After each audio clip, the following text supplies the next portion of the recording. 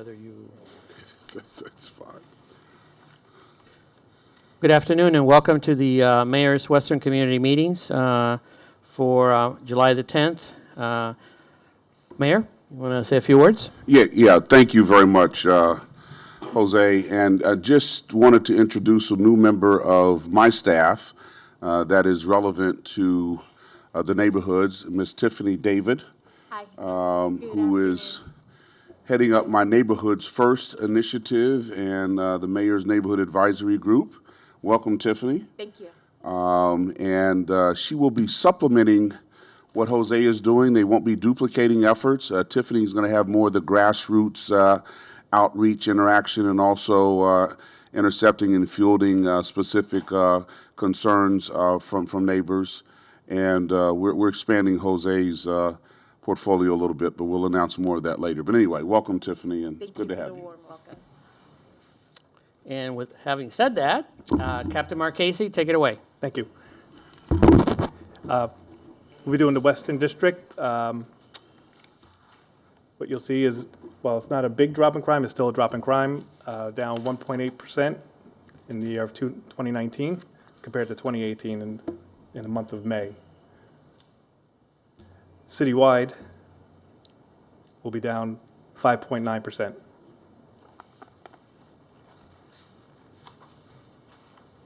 Here's our calls for service. And I say that every time I come here, but as the calls for service increased with the population. Looked like it increased. Here's our 3-year comparison from 17 to 19 for Part 1 offenses in the Western communities. Wow, And June from- was big.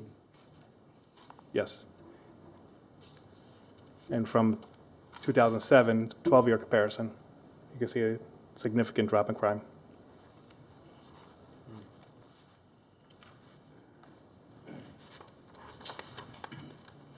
And we'll go by sector. As always, I come here for the Western communities. The biggest Part 1 crime that drives is auto burglaries, and you'll see it as so here. 36 total auto burglaries throughout the Western District.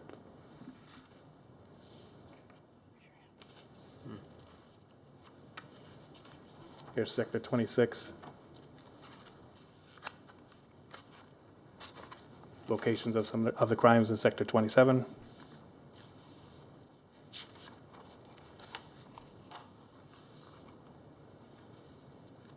'28. 17.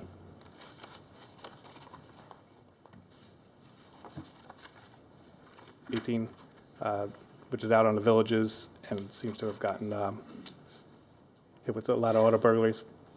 Is that in the apartment complexes? It looks like it's out on the ways.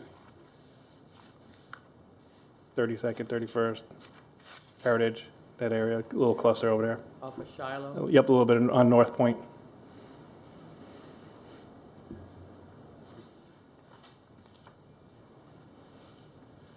'19. So we made 79 arrests, 22 of them being felony. We wrote 578 citations and interviewed 115 people. Here's a map of all the arrests. And your citations.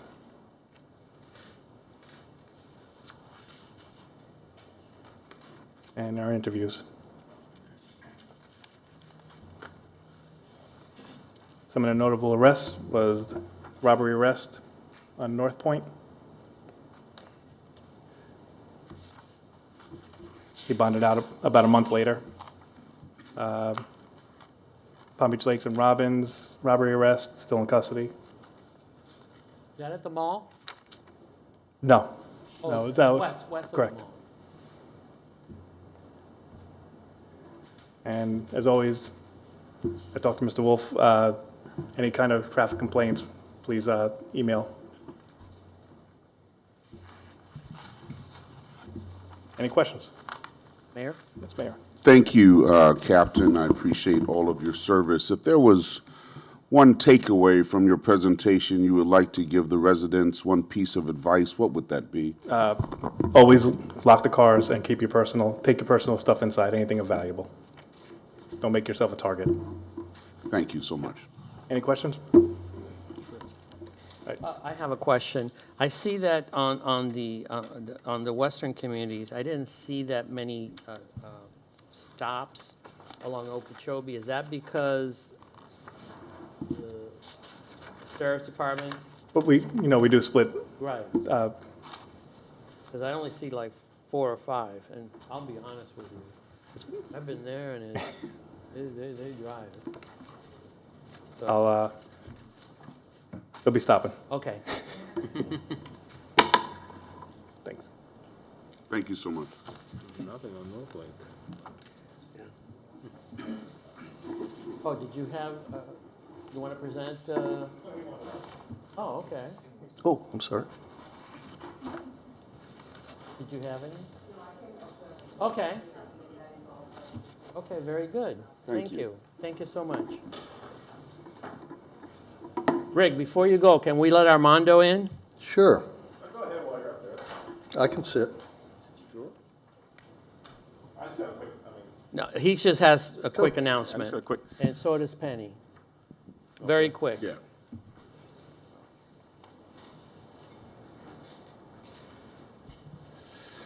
Good afternoon. First off, an introduction. I'm Armando Fana. I'm one of the new assistant city administrators over community services. And so one of the things I wanted to talk about was, well, a couple of things. This coming year, 2020, we've got a couple of things that we really want to engage neighborhoods on. One of them is the Census 2020. It's very important for the city to be able to make sure that every person is counted. And so we're going to be reaching out to neighborhood associations, organizations that can really help us make sure that every person gets the information on the census and that they answer the questions that are required.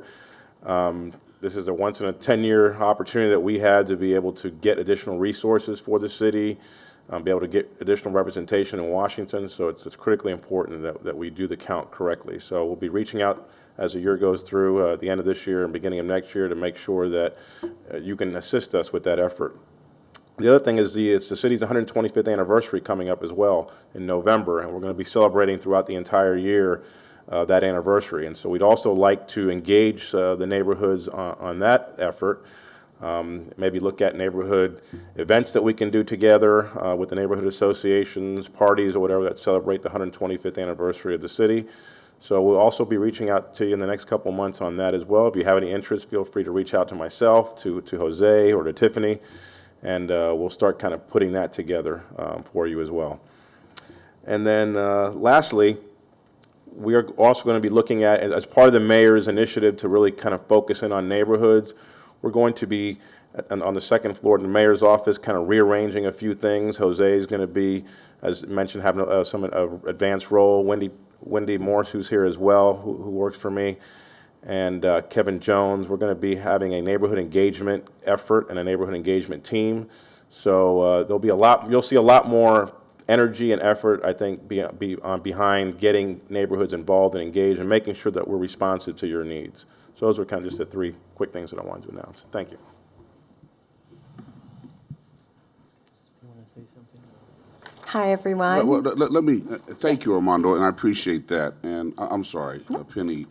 I campaign on the platform of Neighborhoods First, and I'm really trying to put some teeth into that promise. We are a city of residents and a city of neighborhoods. We are a community, and so we will be proactively looking for ways to engage you so that we make sure we have our finger, we as a city, and particularly me as mayor, have my finger on the pulse of what your concerns and issues are. So we are looking to implement some strategies to make that happen. So please spread the word. Thank you.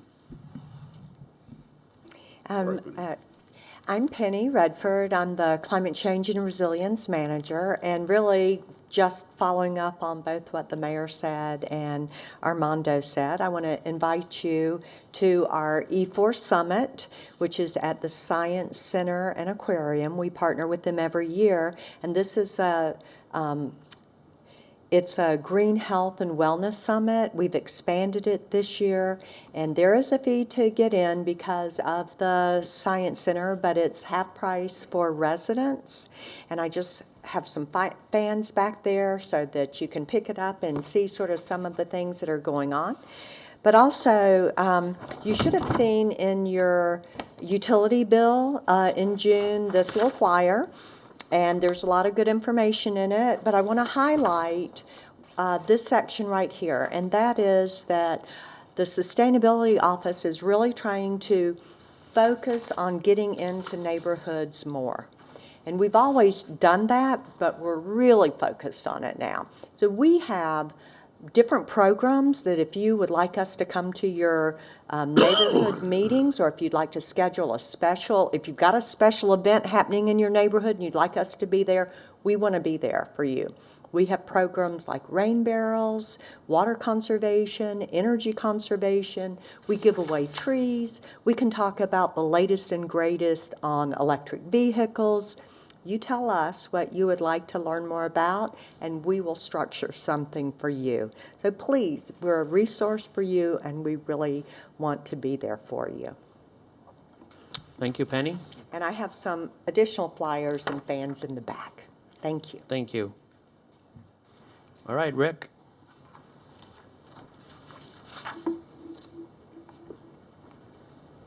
Thank you. Rick Green, Assistant City Administrator. I like to periodically provide an update, some of the things that are happening in development services and citywide. So I've got a few slides I'd like to put together, and fortunately it's all good news. So beginning with a financial update, as you may have heard, we received our preliminary tax assessment for the next fiscal year. And as you can see, when you look at all the cities and downtown development authorities in the city, our downtown had an increase of nearly 12%, which was the highest of any city or DDA. The city as a whole came in sixth place with a percentage increase from last fiscal year of 7.2%, which again is significantly higher than the overall average for the entire county of 5.98. In terms of new construction, when you look at municipalities that had experienced over $100 million in new construction, we ranked second, right behind Palm Beach Gardens, who did annex a lot of property within the past year, part of the reason why that number is high. And then when you look at overall municipalities with over $1 billion in taxable value, you see that we sit in third place behind Boca and West Palm Beach. So a very significant and impressive year with that. You see over time the increase in the property values, and I'm pleased to say that it's gone up consistently over the last 7 years. We've averaged about a 10% increase in that period of time, and again, we don't see this trend slowing down anytime soon. With regard to development statistics within our department, one of the things that we look at to gauge how vibrant and how healthy our city is are the number of planning applications that come in, not to say that all of them transfer to actual projects, the majority of them do. But when you look over the last 5 years, we've averaged over $500,000 in new projects coming into the city, and you compare that to the 6 years prior to that, we were at about 219,000, so a significant increase in projects moving through the system. The second metric we like to use is actual building permits, and never in the history of the city have we averaged over $1 million a month in building permits, and we're pretty close to that number right now. That's great. So we're very close to hitting almost $12 million in building permits, and you see again the last 4 years have been particularly strong. And again, the amount we're collecting this year is 3 times the amount from just 8 years ago. So again, we expect this trend to continue. So when the mayor asked me why permits taken so long, here's part of the reason why. Business tax, the same thing. These are businesses that are located in the city that are required to get a business tax receipt. We're closing in on the 4 million mark, which we've never done in the city. We've had 6 consecutive years of growth.